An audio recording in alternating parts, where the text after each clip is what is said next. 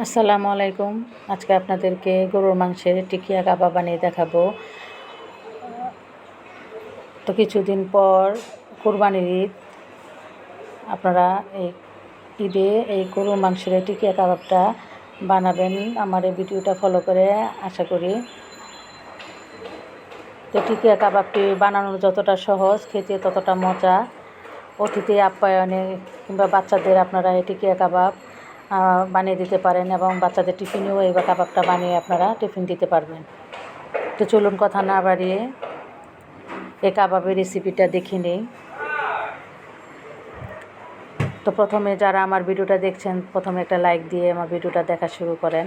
আর আমার ভিডিওটা যদি আপনাদের ভালো লেগে থাকে অবশ্যই লাইক কমেন্টস করবেন এবং সাবস্ক্রাইব করবেন আমার চ্যানেলটিকে।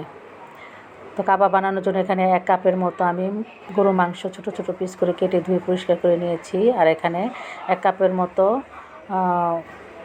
ছোলার ডাল দিয়ে দিলাম। ছোলার ডালটা আমি 8 থেকে 10 ঘন্টার মধ্যে ভিজিয়ে রেখেছিলাম। দিয়ে দিলাম গরম মশলা, আস্ত গরম মশলা, এলাচ, দারচিনি, লং, তেজপাতা। আর এখানে গুঁড়া মশলা দিয়ে দিচ্ছি হলুদ গুঁড়া, মরিচ গুঁড়া, ধনিয়ার গুঁড়া, জিরার গুঁড়া, গরম মশলার গুঁড়া, আদা রসুনের পেস্ট, লবণ স্বাদ অনুযায়ী। এখানে হলুদ গুঁড়াটা আমি কম ব্যবহার করেছি, 1/4 চামচ, 1 চামচ মরিচের গুঁড়া, 1/2 চামচ ধনিয়ার গুঁড়া, 1/2 চামচ জিরার গুঁড়া, 1/2 চামচ গরম মশলার গুঁড়া, আর আদা রসুন বাটা 1 চামচ করে দিয়েছি। আর লবণ দিয়ে দিয়েছি 1 চামচ, সয়াবিন তেল দিয়েছি 3 টেবিল চামচের মতো। দিয়ে পর্যাপ্ত পরিমাণ পানি দিয়ে আমি অল্প আঁচে 30 মিনিটের মতো মাংসটাকে সিদ্ধ করে নিয়েছি। 30 মিনিট পর ফিরে এলাম। দেখুন মাংসটা সিদ্ধ হয়ে গেছে এবং পানিটাও শুকিয়ে গেছে। এখন চুলা বন্ধ করে চুলার উপরে রেখে কিছুক্ষণ আমি পানিটাকে আরেকটু শুকিয়ে নিলাম। এখন ঠান্ডা করতে দিব আমি মাংসটাকে। আর এর মধ্যে যে আস্ত গরম মশলাগুলি আমি এগুলো তুলে ফেলে দিচ্ছি। এখন আমি ঠান্ডা করে ব্লেন্ড করে নিয়েছি। আপনারা শিলপাটাও বেটে নিতে পারেন। দেখুন এরকম সফট করে নিয়েছি। এখন আমি কাবাব বানানোর জন্য এতে পরিমাণ মতো পেঁয়াজ কুচি দিয়ে দিলাম, কাঁচামরিচ কুচি দিয়ে দিলাম পরিমাণ মতো, আর ধনিয়া পাতা কুচি দিয়ে দিলাম পরিমাণ মতো।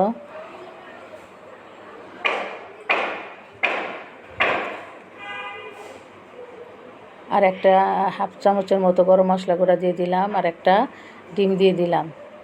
দিয়ে খুব ভালো করে আমি সব কিছু একসাথে মাখিয়ে নিব।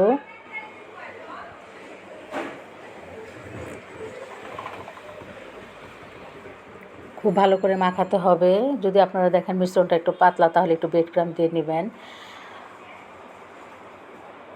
দেখুন এরকম করে শেপ করে আমি কাবাবগুলি সবগুলি আমি বানিয়ে নিলাম।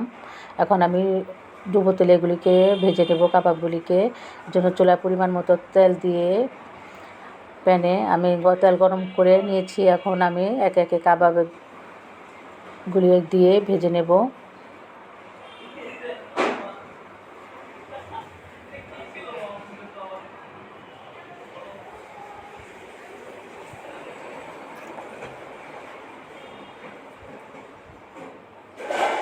তো 2-3 মিনিট ভাজা হয়ে গেলে এক পাশে আমি উল্টে দেব।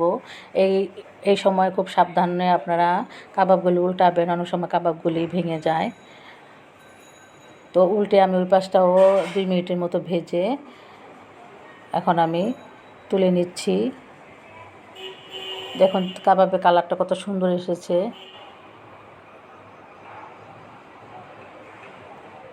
কাবাবগুলি এখন তুলে নিচ্ছি, ভাজা হয়ে গেছে। এখন বাকি কাবাবগুলিও আমি ভেজে নিচ্ছি। আমার এই রেসিপিটা ফলো করে আপনারা যদি কাবাব বানান অবশ্যই পারফেক্ট হবে।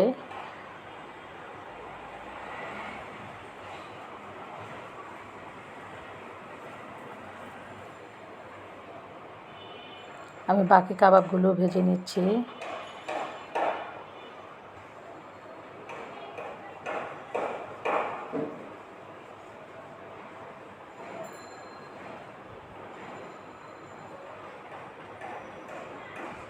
বাকি কাবাবগুলো ভাজা হয়ে গেছে, এখন আমি তুলে নিচ্ছি।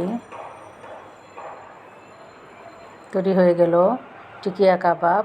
এখন আমি একটি প্লেটে আপনাদেরকে পরিবেশন করে দেখাচ্ছি।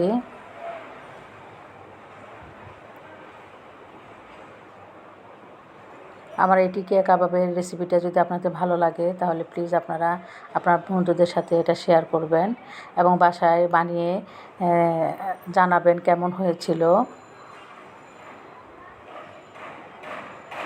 তো তৈরি হয়ে গেল আমার গরু মাংসের টিকিয়া কাবাব। আশা করি আমার এই ভিডিওটি আপনাদের ভালো লেগেছে।